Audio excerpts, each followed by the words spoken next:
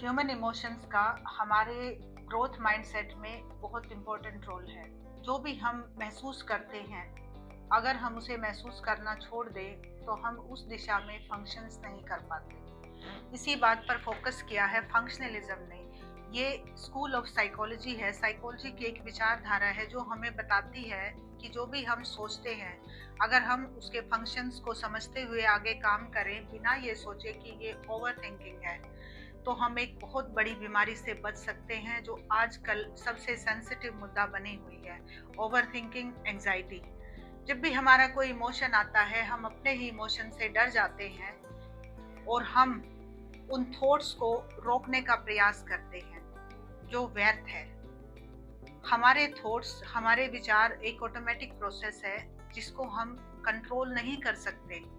हम सिचुएशन को चेंज करके सिर्फ उससे डिस्ट्रैक्ट कर सकते हैं। लेकिन अगर हमारे मन में क्यूरियोसिटी है तो वो विचार बार बार आएगा। अगर हमारे मन में एक अंतर्बाधा है, एक इनहिबिशन है, तो भी वो विचार बार बार आएगा। हम उसे बाहर नहीं निकाल सकते। उससे ज़्यादा अच्छा है कि आप ये कोशिश करें कि उस विचार का फंक्शन क्या है। अगर हम उस विचार को चलने दें तो वो हमारी क्या हेल्प कर सकता है।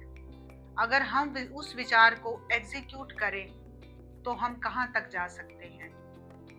अब बहुत सारे लोग बहुत पॉजिटिव होते हैं और अपनी लाइफ के मेजर डोमेन्स में अच्छे से काम भी कर रहे होते हैं, और वो ये कहते भी हैं कि हमारा सब कुछ सही चल रहा है पर मैं खुश नहीं हूँ क्योंकि मुझे ओवर थिंकिंग होती है। और वो अपने आप को एंजाइटी पेशेंट समझने लगते हैं। यहाँ पर बहुत ज़रूरी है अपने ही थॉट को करेक्ट करना, उनकी फंक्शनैलिटी को समझना।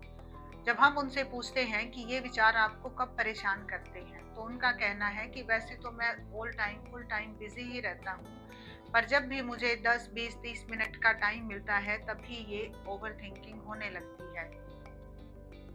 इस पर आप फोकस कीजिए, ध्यान से सोचिए, क्या ये ओवर थिंकिंग है?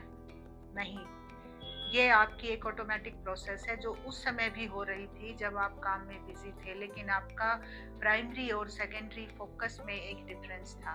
तब आपका प्राइम फोकस उस काम पे था जो काम आप कर रहे थे। आपका ऑफिस वर्क हो सकता है या इसी तरह से हमारी दिनचर्या का कोई भी एक काम। पर जब आप खाली बैठे तभी भी आपका थिंकिंग प्रोसेस वैसे ही काम कर रहा था, लेकिन आपको लगा ये ओवर थिंक कर रहा है।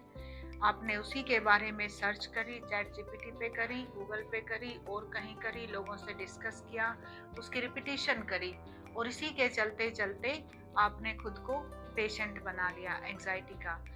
आजकल ये बहुत ज़्यादा हो रहा है, बहुत ज़्यादा मिसडायग्नोसिस बन रहे हैं, सेल्फ डायग्नोसिस बन रहे हैं, क्योंकि जिस तरह से आप जाकर डॉक्टर्स को बताएंगे, जितनी आप कंप्लेंट्स करेंगे, जितने सिम्टम्स वो आप में देखेंगे, जितनी आपकी रिपीटिशन देखेंगे, उतना ही उनको भी क्लैरिटी कम होगी।